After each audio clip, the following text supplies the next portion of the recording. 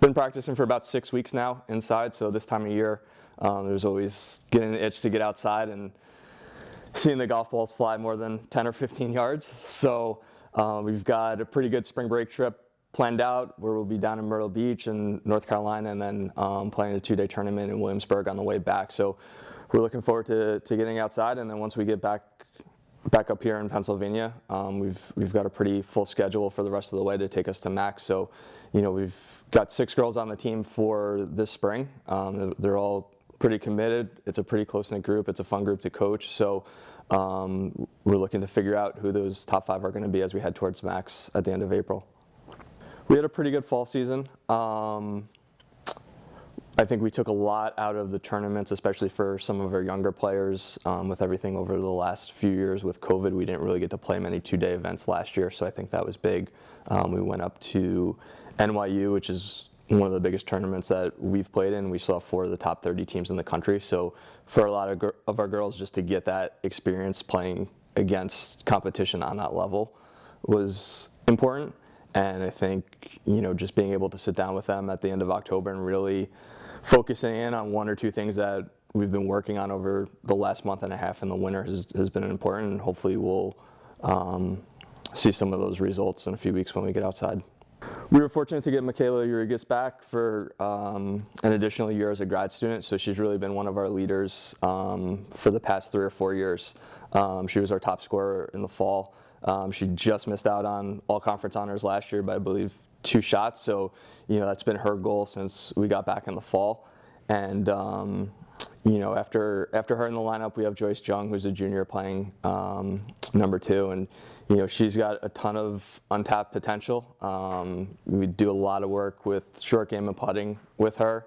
And if she can cut down the strokes on that, from a ball striking perspective, from a distance perspective, she's one of the best players in the conference. And then 3 through 6 in our lineup is going to be pretty close, and it's going to be a pretty interesting battle for those spots. We have Gabby Smalley, who is a sophomore. Obviously didn't have a full freshman year with everything with COVID, so she made some improvements this year. We need a little more consistency out of her, but she'll start the season in the 3 spot for us. Gullah White, who's a dual sport with women's ice hockey, showed a lot of potential for us in the fall and really her first season of competitive golf. So her scores got better each tournament, and I think being able to do some work in the off season and focusing a little on the technical side of stuff, she's poised to have a breakout spring. And Bria Paigot will be our 5th player. She's made tremendous strides since her freshman year. I think she's in a really good spot with her swing mechanics going into the spring. And she's another one where if she can just tighten up some of the things inside 50 yards, chipping, putting, she's going to see pretty significant scores. And then we have Jenna Hill, who's a freshman, who's one of the most determined girls on the team in terms of hard work. And, she's one that came in, her scores were a little high, but really put a lot of effort into the 2 months in the fall and got better pretty much each tournament. So the top of the conference in the MAC is really good right now. York is a top 25 team. Stevenson is ranked around 40th in the country, and Alvernia won, I believe, 5 tournaments in the fall. So, we'll be ranked 4th going into the spring, and, that's been our goal for the last few years since we've become more of an established program, is to really try and crack into that top 3. But, we're playing the championship at Golden Oaks again this spring. We hosted a 2-day tournament there in the fall. We're going to play in a preview event at the end of March, so we know the course pretty well. We've played well there in the past, so we want to go out, and it's a pretty determined group, not only individually but as a team. So, I think that we should hopefully have a pretty good showing when we get to the end of April for the MAC championship. So we had a pretty good fall season on the men's side. We set a program record for team score with 296. That was our first time ever as a program shooting under 300. We won a tournament at Alvernia. But we need a little more consistency if we're going to contend for the conference championship this year. We'll be ranked 2nd on the men's side going into the spring. So we've really focused on, really trying to cut down a stroke to a stroke and a half a player. So some of the things that we look at are eliminating penalty shots, minimizing 3 putts, scoring on par 5s. And I feel like looking back at the championship last year when we finished runner-up, that was really the difference in our team and Stevens, who won the conference championship. So we've really been focusing not only on the technical side of things in the winter, but trying to get our program in the right mindset for when we get back into tournament golf in the next week. Our men's team is pretty deep right now.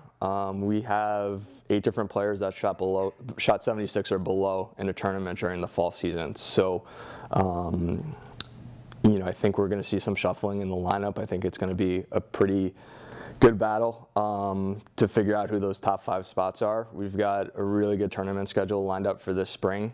So we're going to get guys plenty of looks throughout the semester, starting with spring break, starting with the Ruckus tournament on the way back in Williamsburg.